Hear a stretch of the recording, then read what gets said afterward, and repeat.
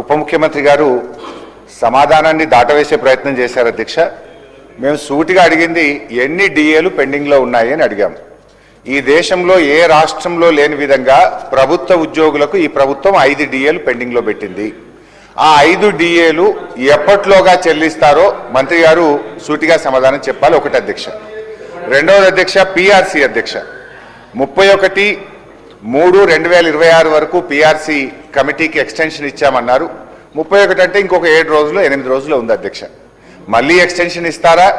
కనీసం ఇప్పుడైనా రిపోర్ట్ తీసుకొని మీరు ఎలక్షన్ మేనిఫెస్టోలో చెప్పినట్టు కాంగ్రెస్ అధికారంలోకి వచ్చిన 3 నెలల్లోగా కొత్త పిఆర్సీ ఇస్తామని చెప్పారు. దాదాపు 3 ఏళ్లుగా వస్తా ఉంది అధ్యక్ష.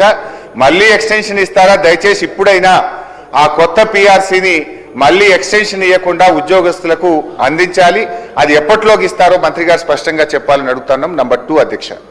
నంబర్ 3 అధ్యక్ష, రిటైర్డ్ ఉద్యోగుల వెతలు అంతా ఇంత కాదు అధ్యక్ష.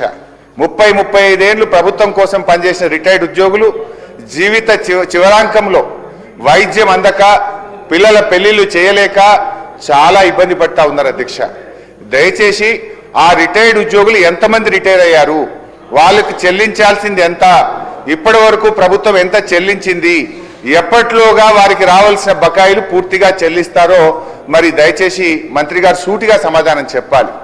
వాళ్ళందరూ సెక్రటరియట్ చుట్టూ, మంత్రులు శాసనసభ్యుల చుట్టూ పాపం రోజు తిరుగుతూ ఉన్నారు అధ్యక్ష.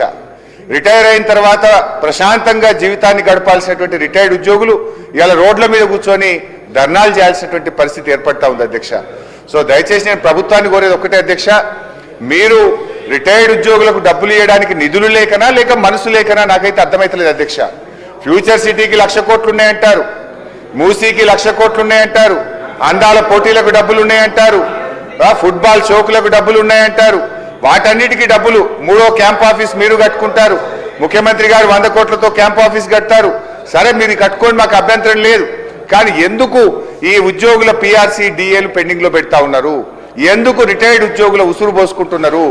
ఎప్పట్లోగా రిటైర్డ్ ఉద్యోగుల బకాయిలు పూర్తిగా చెల్లిస్తారు? ఇప్పటి వరకు ఎంత చెల్లించారు, ఎప్పట్లోగా పూర్తి చేస్తారో మంత్రి గారు సూటిగా సమాధానం చెప్పాలి. అదేవిధంగా ఈ 5 డిఏలు ఎప్పట్లోగా ఇస్తారు? పిఆర్సీ మళ్ళీ ఎక్స్టెన్షన్ ఇస్తారా? దయచేసి ఇప్పుడైనా రిపోర్ట్ తీసుకొని ఉద్యోగస్తులకు పిఆర్సీ ఇస్తారా? ఆనాడు కేసీఆర్ గారు ఐఆర్ ఇచ్చారు, మరి మీరు ఏమన్నా ఐఆర్ను పెంచైనా సరే ఉద్యోగస్తులకు ఏమైనా మరి వారికి రిలీఫ్ ఇస్తారా అని చెప్పి మీ ద్వారా ఉప ముఖ్యమంత్రి గారిని కోరుతా ఉన్నది. శ్రీ కేపీ వివేకానంద గారు. ధన్యవాదాలు అధ్యక్ష. అధ్యక్ష, రిటైర్డ్ ఎంప్లాయీస్ సంబంధించినటువంటి మరి ప్రతి ఒక్కరు కూడా మరి దాదాపు అందరు శాసనసభ్యులను కలిసి తమ యొక్క మనోవేదనని లిఖితపూర్వకం ఇచ్చిన సందర్భం గుర్తు చేసుకుంటున్నాను అధ్యక్ష.